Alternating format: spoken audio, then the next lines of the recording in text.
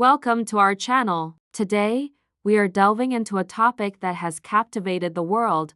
What was the exact cause of the death of Elizabeth? It's a question that seems simple on the surface, but the story behind it is layered with history, duty, and the quiet dignity of a monarch who reigned for 70 years. Stay with us as we uncover the details, separate fact from speculation, and piece together the final chapter of a remarkable life. On September 8, 2022, the world stood still as Buckingham Palace announced the passing of Her Majesty Queen Elizabeth II. The news sent ripples across the globe, marking the end of an era. Millions mourned, but amidst the grief, a question lingered. What exactly happened in her final hours? The official death certificate, released by the National Records of Scotland, provided a single poignant cause: old age. But what does that truly mean? It's not a disease, not a specific event, but a culmination of a life lived to its fullest. For a woman who was the picture of health and stoicism for decades, this simple phrase feels both fitting and profoundly understated.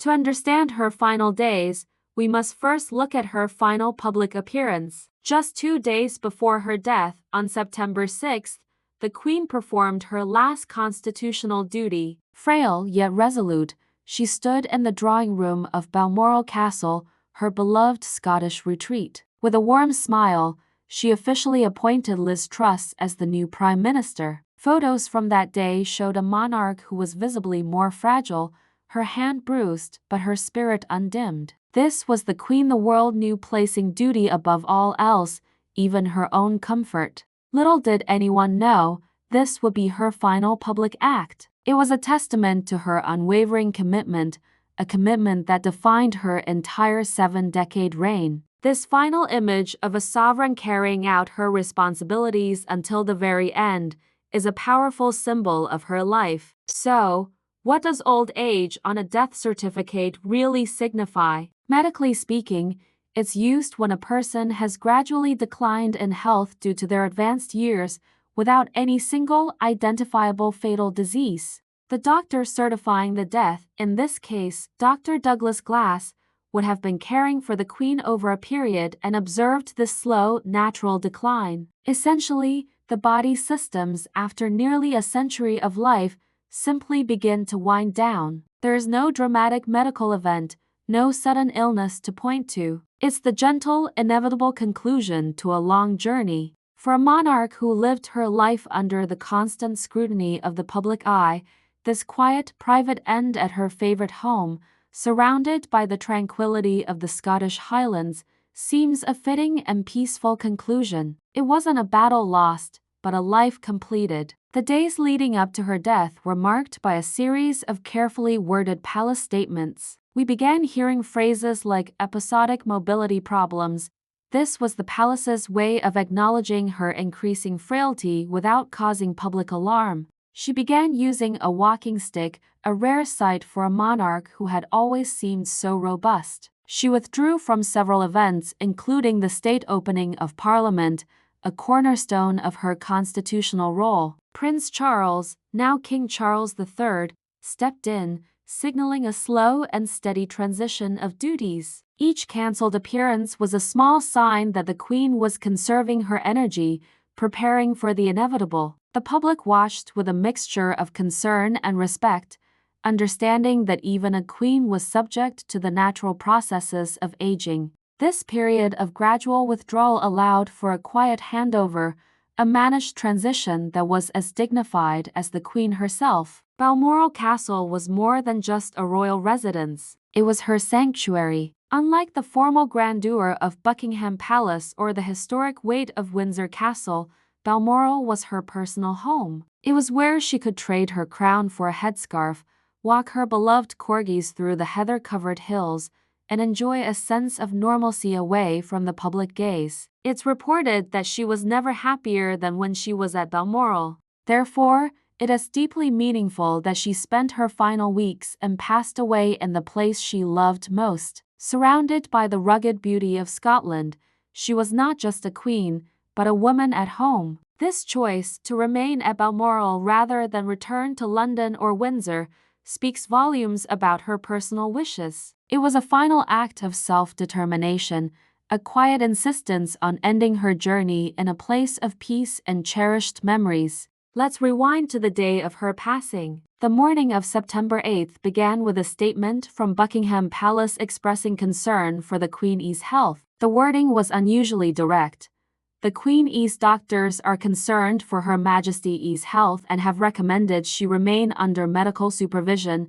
This was a significant escalation from previous announcements. Immediately, the nation and the world went on high alert. News anchors switched to black ties, a somber, pre-planned protocol. Senior members of the royal family, including all four of her children and Princes William and Harry, rushed to Balmoral. The sight of the family converging on the remote Scottish estate painted a grave picture. The BBC suspended its regular programming, broadcasting updates from outside the castle gates. The world held its breath, hoping for the best but preparing for the worst. The hours ticked by, filled with speculation and an atmosphere of somber anticipation.